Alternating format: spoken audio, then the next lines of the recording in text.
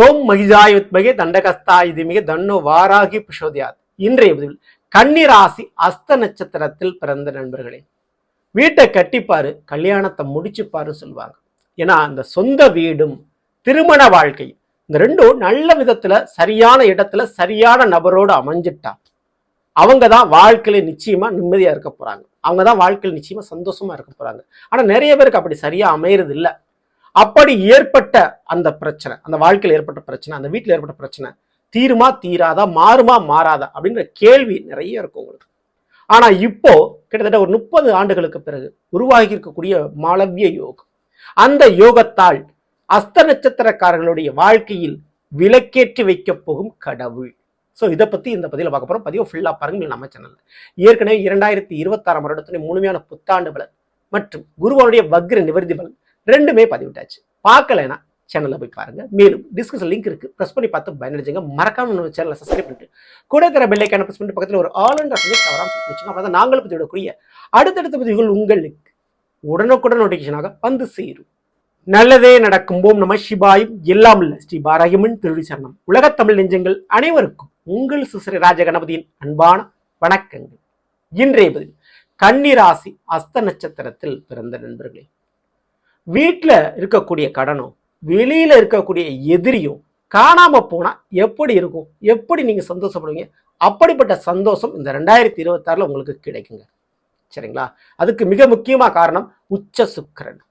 March மாதம் 3ஆம் தேதி கும்ப ராசியிலிருந்து மீன ராசிக்கு பயிற்சி அடைகிறார். இது சாதாரண பயிற்சி இல்லை. ஏன்னா அந்த மீன ராசியில் சனி பகவான் அமர்ந்திருக்கிறார். சனி கூட சுக்கிரன் சேர்ந்தா அது மகாலட்சுமி யோகத்தை ஏற்படுத்தும். ரெண்டுமே ஒரு நட்பு கிரகங்கள். அதுவும் இப்போ சுக்கிரன் உச்ச நிலையில இருக்கிறார். மீன ராசிக்கு 30 வருடங்களுக்கு ஒரு முறை தான் வருவாரு சனி பகவான். ஓகேங்களா? இந்த மீன ராசியை பொறுத்த வரைக்கும் அவர் மீண்டும் பயிற்சி அடைஞ்சிட்டாரா மீண்டும் அந்த மீனராசிக்கு வர்றதுக்கு 30 வருஷம் ஆகும். அப்போ போன 30 வருடங்களுக்கு பிறகு மீனராசியில் பயிற்சி அடைந்த சனியோடு உச்ச சுக்கிரன் இணையக்கூடிய வருடம் இந்த வருடத்துல இது முதல் முறை. ஓகேங்களா? இது ரொம்ப ரொம்ப சிறப்பான ஒரு விஷயம். இதுல இன்னொரு சிறப்பு இருக்கு, பௌர்ணமி. ஆமாங்க, ராகுவோடு சூரியன் கும்ப ராசியில், கேதுவோடு சந்திரன் சிம்ம ராசியில் அமர்ந்திருக்கிறாங்க. போன ஜென்மத்துல நாம செய்த பாவ புண்ணியங்களுக்கு ஏற்ப இந்த ஜென்மத்துல இன்ப துன்பங்களை கொடுக்கக்கூடிய 2 கிரகங்கள் ராகு கேதுகள். அதனாலதான் நிறைய பேருடைய ஜாதகத்துல சர்ப்பதோஷம், அதாவது நாகதோஷம், பித்ருதோஷம், முன்னோருடைய தோஷங்கள், இப்படி ஏதோ ஒரு தோஷம் அமைஞ்சிருச்சுன்னா திருமணம் லேட் ஆகும், குழந்தை பாக்கியம் லேட் ஆகும், வாழ்க்கையில ஓடிக்கிட்டே இருக்கணும் எதுக்கு எடுத்தாலும் அப்படின்ற ஒரு சூழ்நிலை உருவாயிருக்கு. எதுவுமே நிலையா நிரந்தரமா நிற்காது.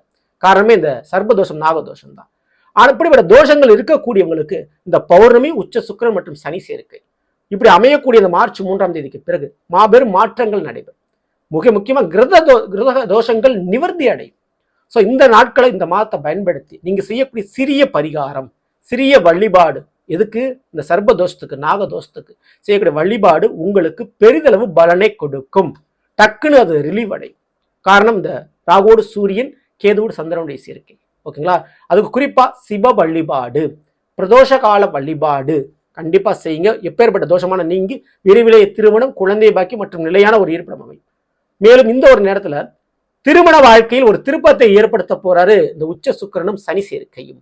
அது கன்னி ராசி அஸ்த நட்சத்திரக்காரர்களுக்கு ரொம்ப சிறப்பு. காரணம் உங்களுடைய ராசிக்கு நேரடி 7ஆம் வீட்டுல களத்திர ஸ்தானத்தில் இந்த மாளவிய யோகம் ஏற்பட்டிருக்குது. மாளவிய யோகம்னா என்ன அப்படின்னா, உச்ச சுக்கிரன் ஆட்சியும் உச்சமும் அடைந்து ராசிக்கு 1ஆம் வீடு, 4ஆம் வீடு, 7ஆம் வீடு, 10ஆம் வீடு இப்படின்றத கேந்திரத்துல அமர்ந்தா அது அந்த ராசிக்கு மாளவிய யோகத்தை ஏற்படுத்தும். அதனால என்னங்க நடக்கும்னா, திடீர் திருப்ப யோகங்கள் நடக்கும்.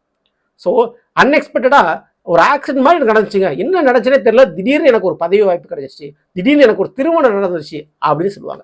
நீங்க எதிர்பார்க்காத தருணத்தில் கிடைக்கக்கூடிய அதிர்ஷ்டம், அதான் மாளவிய யோகம். இது 7ஆம் வீட்டில் நடக்குது. சரிங்களா? ஸோ 7ஆம் வீட்டில் நடக்கும்போது திருமணத்திற்குண்டான வாய்ப்பு அதிகம். அஸ்தனத்துக்கு திடீர் திருமண வாழ்க்கை, திடீர் காதல் வாழ்க்கை கண்டிப்பா அமையும் நடக்கும். ஓகேங்களா? அன்எக்ஸ்பெக்டட் திருமணம் நடைபெறதுக்கு வாய்ப்பு உண்டு. இல்லைங்க, ஏற்கனவே திருமணம் முடிஞ்ச பல பிரச்சனைகள் நான் இருக்கேங்க, நீங்க வேற அப்படின்னு நீங்க நினைக்கிறீங்களா? திருமண வாழ்க்கையில் அந்த திருப்பம் ஏற்படும். உங்க வாழ்க்கை துணைட்ட இந்த ஒரு குணம் மாற்றத்தை, மனம் மாற்றத்தை நீங்க எதிர்பார்த்திருக்கவே மாட்டீங்க. டக்குன்னு திசை திரும்புவாங்க. ஸோ உங்க வாழ்க்கை துணைட்ட லைஃப் பார்ட்னர் நீங்கள் எதிர்பார்த்த காதல், அந்யோன்யம், கேரி கண்டிப்பா கிடைக்கும். உங்க வாழ்க்கை துணைட்டு இருந்து ஒரு வருமானமோ, சொத்து பத்து விஷயங்களோ, அல்லது உங்களுக்கு தேவையான ஒரு சப்போர்ட் கண்டிப்பா கிடைக்கும். சரிங்களா? உங்க வாழ்க்கை துணைக்கு நல்ல ஒரு உத்தியோகம் அல்லது நல்ல ஒரு தொழில் அமையும். அதனால வீட்டுல கடன் பிரச்சனை காணாம போகும். வீட்டுக்குள்ள இருக்கக்கூடிய கடன் காணாமல் போகும். அது வாழ்க்கை துணை அல்லது மாமியார் வீட்டுல இருந்து சில வரவுகள் மற்றும் காதல் துணையால இந்த சப்போர்ட் கிடைக்கும். ஓகேங்களா? அத்தை போன்ற உறவுகளாலும் நன்மைகள் நடக்கும் அஸ்த நட்சத்திரக்காரர்களுக்கு. ஸோ இது போக நிச்சயமா கட்டிய வீடு ரொம்ப ரொம்ப யோகமாவேங்க.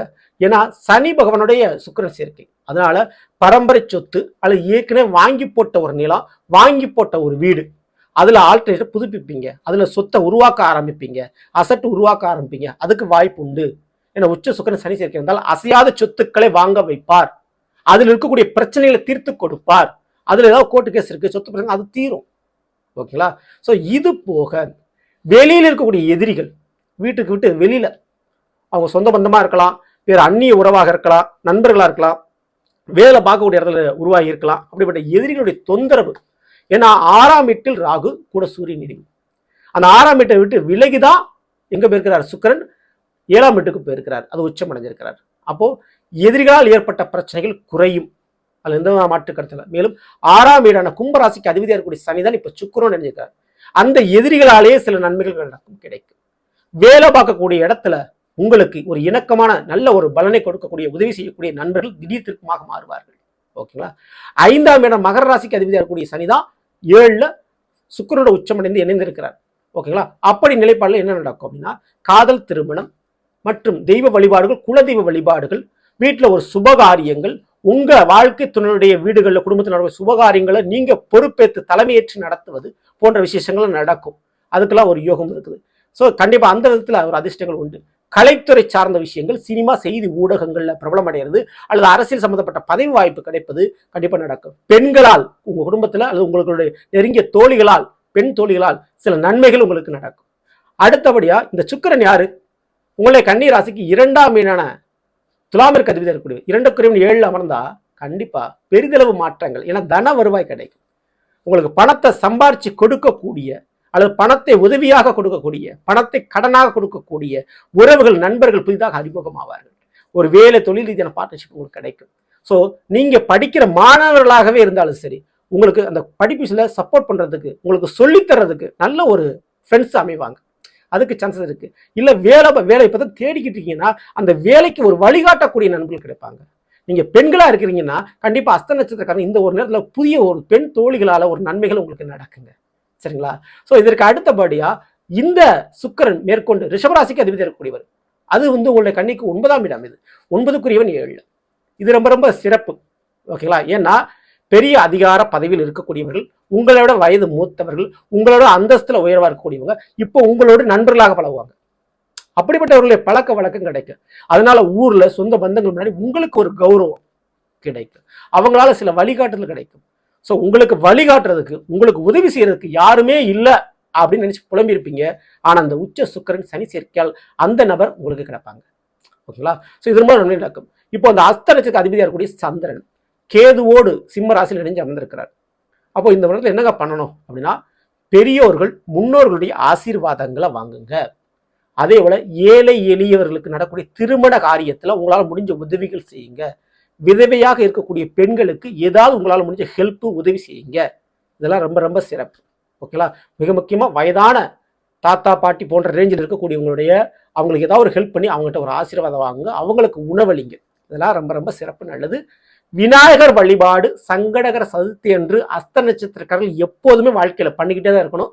பண்ண பண்ண பண்ண உங்களுக்கு வளர்ச்சி உண்டு. சரிங்களா?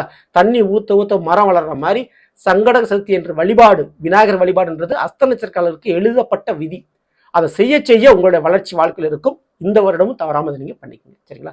ஸோ நல்லவர்களே, நாம் இன்றைய கன்னிராசி அஸ்த நட்சத்திரத்தில் பிறந்தவருக்குரிய பலனை பற்றி பார்த்த நிச்சயமா உங்களுக்கு பயனுள்ள பதிவாக இருக்கும்னு நினைக்கிறேன். பிடிச்சிருந்த லைக் பண்ணி நண்பர்களுக்கும் உறவினருக்கும் மறக்காமல் செய்யுங்க. இதுவரை நம்மளுடைய சேனல் சப்ஸ்கிரைப் பண்ணா சப்ஸ்கிரைப் பண்ணி கூட தர பெல்லைக்கான பிரஸ் பண்ண பக்கத்தில் ஒரு ஆல் ஆப்ஷன் தவறாமல் செலுத்தி வச்சுங்க. மேலும் அடுத்த சந்திப்போம். நன்றி, வணக்கம். நல்லதே நடக்கும். நம்ம சிவாயும் எல்லாம் ஸ்ரீ வாராகியம்மன் திருவடி சரணம்.